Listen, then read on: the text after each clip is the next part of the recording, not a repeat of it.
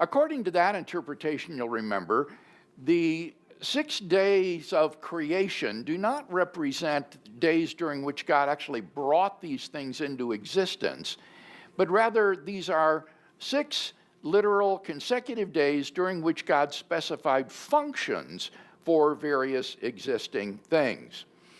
Now, on this view, according to John Walton, its principal proponent, days 1 to 3 establish various functions, and then days 4 to 6 establish functionaries, that is to say, things that will carry out the functions established on days 1 to 3. So there is a kind of parallelism here, such as we saw in the literary framework view, but it's interpreted differently.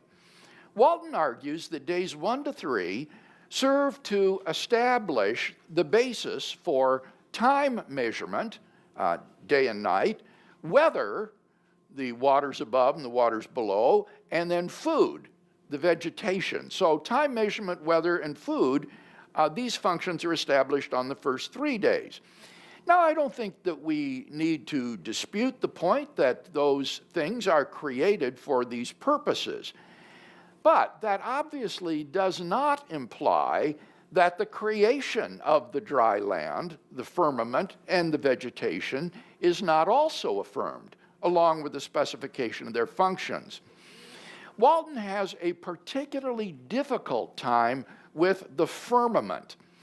He thinks that ancient Israelites believed that there literally existed a solid dome in the sky which held up the waters that were above the earth. And he says if we take Genesis 1 as an account of material creation, then it implies the existence of something, and I quote, that we are inclined to dismiss as not part of the material cosmos as we understand it, end quote. He says we can, quote, escape from the problem, end quote, by interpreting the text purely functionally. Now, wholly apart from Walton's mistaken claim that the ancients thought of the sky or the heavens as a hard dome, I think here Walton has clearly allowed modern science to intrude into his hermeneutics. The hermeneutical issue here is not whether the firmament is part of the material cosmos as we moderns understand it, but whether it was part of the material cosmos as the ancient Israelites understood it, and trying to justify a functional interpretation by appealing to modern scientific knowledge that the firmament does not exist is an example of concordism. That is to say, letting your biblical interpretation be guided by modern science, which Walton himself rejects. Any comment or discussion about the role of the first 3 days in establishing functions? So are we really looking at what the early Hebrews believed as the intent of the written word here, or are we looking for truth? That may be a false dichotomy, but we're looking for what they really believed, what the author, well, let me back up. Let me not say what they believed. Let me say what we're looking for is what the text affirms. Some people are willing to say that these ancient Israelites may have believed, for example, that the sun goes around the earth, that the earth is flat, for example, and other sorts of things. That's what they believed, but that's not what's taught by the text. So what we're interested in is what did these ancient texts teach? What did they affirm? And Walton thinks that if you interpret this text as involving the creation of material objects, then you're committed to saying that there is this firmament, that there's this solid dome over the earth like an inverted bowl in which the astral bodies are embedded. And therefore, we should interpret this purely functionally not as material creation. And the point that I'm making here is that that's an illegitimate hermeneutic. That's concordism. It's letting modern science guide your interpretation of the text rather than what these people themselves affirmed and thought. I was just curious, is this firmament, is there any relation between this and what some scientists have proposed as the water canopy above the Earth? The water canopy theory, is there any relationship I between the two? don't think that they would identify the canopy with the firmament. They'd Indeed, separate those. they think some defenders of the view that the sun and the moon were already there before the fourth day would say that the canopy collapsed at some point. Right. And the waters crashed in upon the earth, but they wouldn't say that the firmament was gone. Yeah, I That was just the curious. sun and the moon and the stars were no longer embodied in this. So I think that that would be different. Two separate things, yeah. Okay. Actually, there are some young Earth creationists who take that position. Thank you. Okay. You mean they will identify the canopy? They with identify the waters firmament? above the canopy as being as a vapor canopy at one point. But Yes. most of the young Earth creationist organizations have rejected the idea now because they realize that if there was a canopy there, you wouldn't be able to see the sun, moon, and stars, which was the purpose of the sun, moon, and stars, to be able to be seen to mark time markers. So they've rejected the idea. Now, Ben, correct me if I'm wrong here, but in that case, isn't it true then that the canopy is something distinct from the firmament? Because the sun and moon and the stars are in the firmament, right? So they would be beyond this canopy that then collapsed. It would be the waters above. They see the firmament as the space between. So firmament is often, in most translations, not the most favored word. Expanse is usually the word that's favored these days. So they see the expanse as the space between them, and the waters above as having, some of them see the waters above as having collapsed and been the floodwaters. But again, Okay, so most I of them think have rejected the idea that now. that wouldn't be identifying the firmament and the canopy then. They would still be two realities. Correct, yeah, two different things. But Walton takes it to be a material object, a hard surface, Yes. which would be different than what Ben was talking about. Okay, good. Walton then argues that on days 4 to 6, the functionaries are established, the things that carry out these functions. Walton's view differs from Blocher's literary framework view in that days 4 to 6 are not the creation of inhabitants of the domains or the realms that were created on days 1 to 3, but rather days 4 to 6 involve the specification of things which carry out the functions whose basis was established on days 1 to 3. So this is an interesting and different interpretation of the parallelism than Blocher's view. And I think it is in some ways more plausible than Blocher's in that we saw that the things created on days 4 to 6 don't really occupy the domains on days 1 to 3, but it does seem that they carry out functions related to the things on days 1 to 3. The sun and the moon, in particular, seem to be established as functionaries for time measurement. But notice that this doesn't do anything to rule out the material creation of these objects, along with the specification of their functions, which is what Walton would have to prove. Walton also argues that the Genesis account represents God's coming to reside in the world as his cosmic temple. He notes that in the ancient world, gods were conceived to reside in temples. And so God's resting on the seventh day indicates that God comes to reside in the cosmos as his temple. The 7 days of the creation week are a reflection of the 7 days of dedication that were part of the inauguration of Solomon's temple in Jerusalem. What should we make of this suggestion? Well, I think the problem with this suggestion is that there's just no evidence in the text of Genesis that the author thinks of the world as God's temple or of God's resting as his coming to reside in his temple. In Genesis chapter 2, verses 2 to 3, we read, "And on the seventh day, God finished his work which he had done, and he rested on the seventh day from all the work that he had done. So God blessed the seventh day and hallowed it, because on it God rested from all his work which he had done in creation." There's nothing there to indicate that on the seventh day God came to reside in the cosmos as a temple. Walton's view depends upon, I think, making a false equivalence between God's resting and his residing.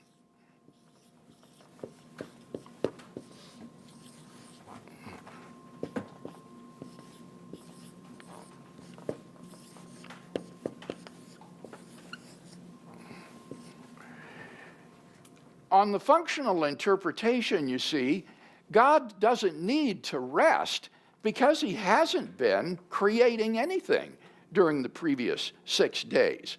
And therefore, this notion that resting must equal residing is a result of this functional interpretation. Since God hasn't been working, he cannot cease from working on the seventh day. So it's simply his residing in the temple, which is read into the text and is dependent upon this functional interpretation. On the traditional interpretation, the seventh day is a day in which God rests. It is the archetype for the Sabbath day during which we cease from work. So to justify his interpretation, Walton has to go outside of Genesis, since it's not in the text of Genesis, which is, I think, in and of itself a dubious procedure. Different authors who are separated by perhaps centuries can have different perspectives. Walton appeals, for example, to Isaiah chapter 66 and verse 2 to support his view. Isaiah chapter 66 and verse 2, or verse 1, actually, 66:1. "Thus says the Lord, heaven is my throne, and the earth is my footstool." Now, I don't think that that supports Walton's view at all. What it says there is that it is heaven is where the throne of God is, where God is seated, and the earth is just his footstool. It doesn't support the view that God comes to reside in the earth or the cosmos as a temple. Yahweh had a temple, all right, and it was in Jerusalem. Look at Psalms 132, verses 1 to 8, and 13 to 14. Psalm 132, 1 to 8, and then 13 and 14. "Remember, O Lord, in David's favor all the hardships he endured, how he swore to the Lord and vowed to the mighty one of Jacob, quote, 'I will not enter my house or get into my bed. I will not give sleep to my eyes or slumber to my eyelids until I find a place for the Lord, a dwelling place for the mighty one of Jacob,' end quote. 'Lo, we heard of it in Ephrathah. We found it in the fields of Jaar. Let us go to his dwelling place. Let us worship at his footstool.'" And then verses 13 and 14, "For the Lord has chosen Zion. He has desired it for his habitation. This is my resting place forever. Here I will dwell, for I have desired it." So here you have the temple in Jerusalem described as the place where Yahweh dwells. Not the cosmos as a whole. In fact, at the dedication of the temple, as it's described in 1 Kings chapter 8, Solomon recognizes that, in a sense, the temple itself was not a place where God actually dwelt, that the temple would be a place where God is manifest, but it is not a literal dwelling place of the Lord. 1 Kings chapter 8, verses 27 and 30. 1 Kings 8, 27 and 30. Solomon says, "But will God indeed dwell on the earth? Behold, heaven and the highest heaven cannot contain thee.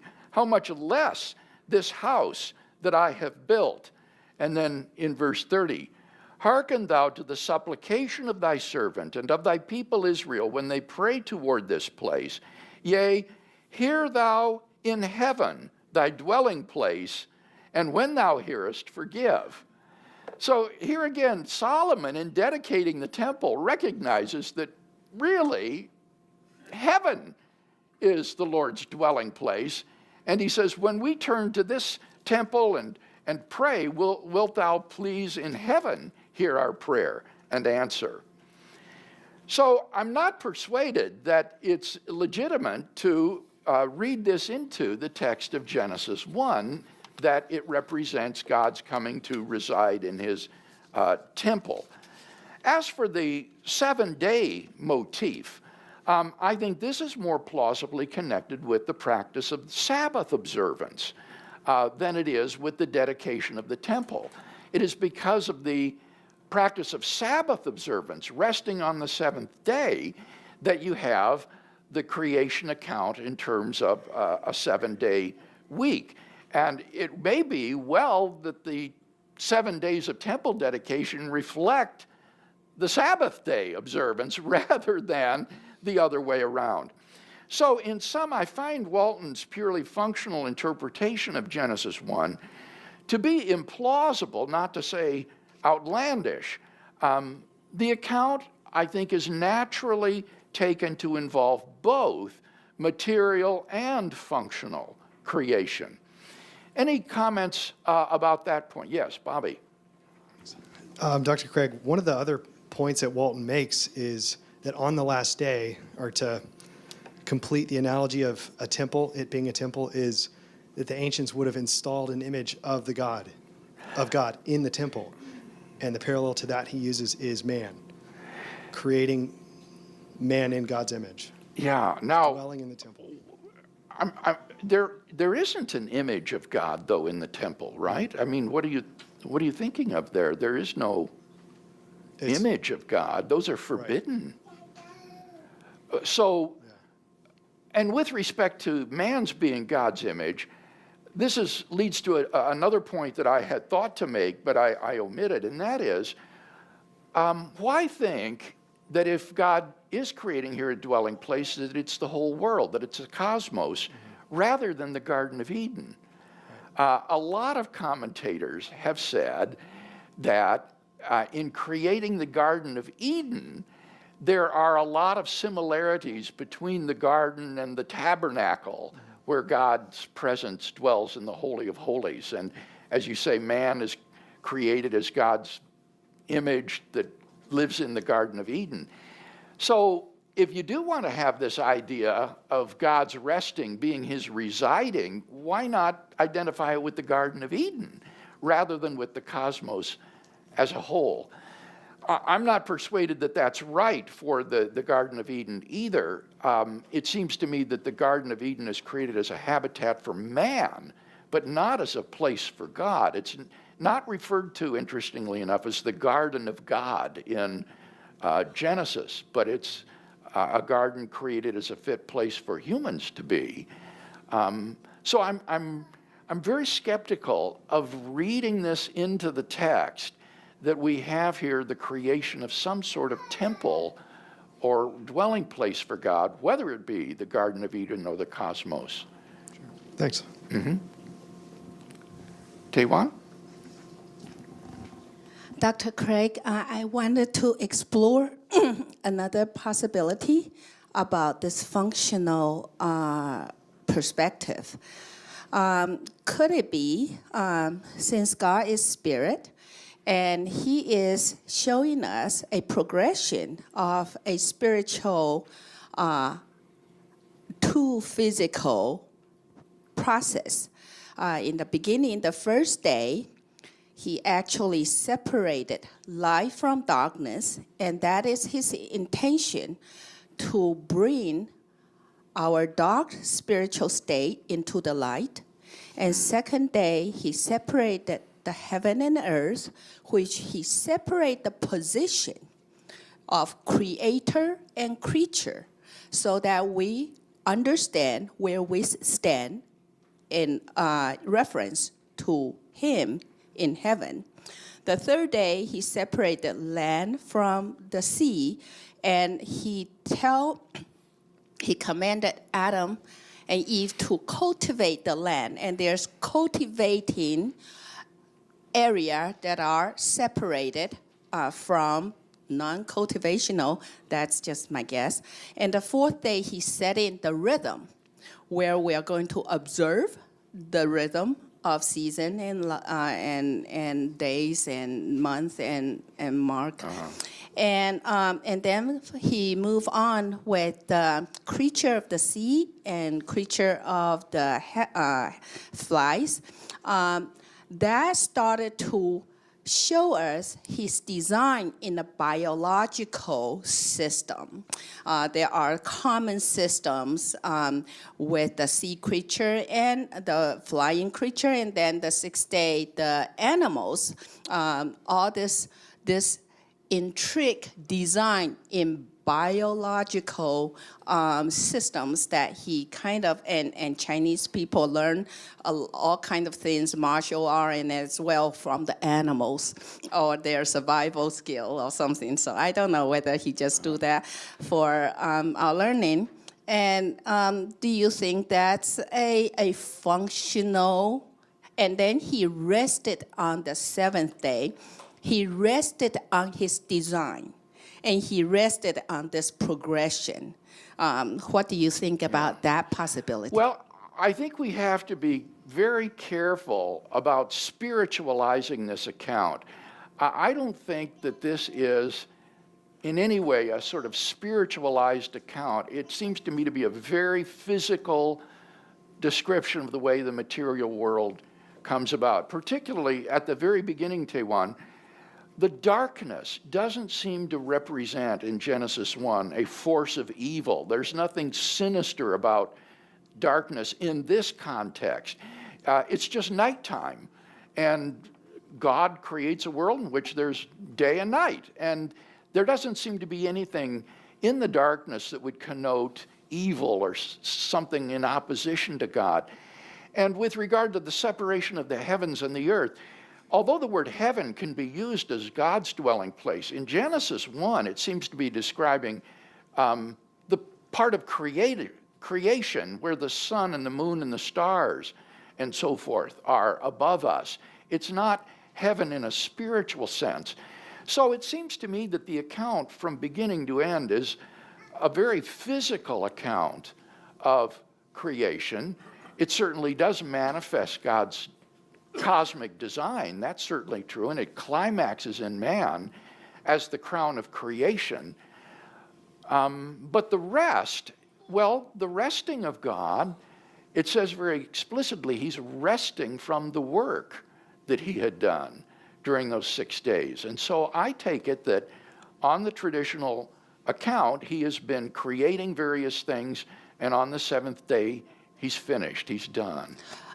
From Proverbs 8 that we read last week, it apparently God has a blueprint of this design in His mind before anything happened.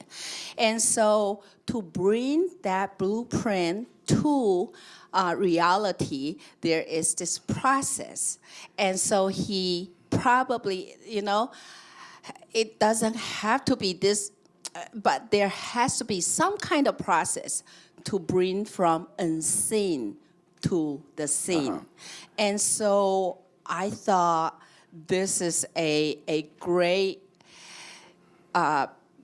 way that he kind of expanded Yeah. his wisdom into his design. Well, I do think that you're quite right in thinking of wisdom's role in creation as being a sort of blueprint on which creation is built. It's not as though he sort of made it up as he went along. That may not be in Genesis, but as you say in Proverbs, you certainly do have this notion of the creation of the world in accordance with God's wisdom. So I do think that's an important part if we want a full-orbed doctrine of creation. Well, let me wrap up by looking at the question as to whether or not creation in Genesis 1 cannot be both material and functional. This is what most people believe, that it's not an either or, it's a both and. But Walton resists this. He gives 4 objections against the view that Genesis 1 teaches both material and functional creation. But I think that on the basis of what we've already said, these objections can be fairly easily dismissed. Here they are. Number 1 is that days 1, 3, and 7 have no statement of creation of any material component. Days 1, 3, and 7 have no statement of creation of any material component. Answer? Well, this isn't surprising. For day 7, that's the day of God's rest. So of course he's not creating anything then. But on day 1, light is created, so that would be a material component. And on day 3, vegetation and fruit trees are created, and those are material components of creation. Remember, they don't need to be created ex nihilo in order to be created. Second objection, day 2 has a potentially material component, namely the firmament. But, and I quote, if this were a legitimate material account, then we would be obliged to find something solid up there, end quote. Answer, this is concordism. If the ancient Israelites thought that the firmament was a solid dome, which I don't think they did, but if they did, then they would have no problem relating such an account of material creation. And it would be illegitimate to use modern science to guide your interpretation of the chapter. Objection number 3. Days 4 and 6 deal explicitly only with material components on a functional level. Days 4 and 6 deal explicitly only with material components on a functional level. Answer, this might be the case for the sun, moon, and stars, admittedly, but it's clearly false for the animals. When God says, let the earth bring forth living creatures, and it's probably false for man as well when God says, let us make man in our image, since man was not among the animals. He didn't exist at that time, and so needed to be created by God. So I think that days 4 and 6 do deal with the creation of material objects and not just functions. Finally, objection number 4 is that on day 5, functions are mentioned, and the Hebrew word for create, bara, is used. On day 5, functions are mentioned and bara is used. Answer, bara is efficient causation, the production of the effect. And the material origin of birds and sea creatures on day 5 is clearly in view. Again, the creation of material objects like birds and sea creatures doesn't require that God created them ex nihilo. Any question or comments about Walton's 4 objections to the both and view? Could you go over the third objection again, please? Yes. What was created? Yes, what he says is that on days 4 and 6, the account is dealing with material objects only in terms of functions. It's not talking about God's bringing them into being. It's just talking about their functions. And I am willing to concede the point for the sun, moon, and stars, that it may well be that on day 4, God simply specifies the functions that these already existing astral bodies are to fulfill. But I don't think you can say that about the animals and man created on day 6. The animals are clearly brought into being on day 6 when he says, let the earth bring forth, etc.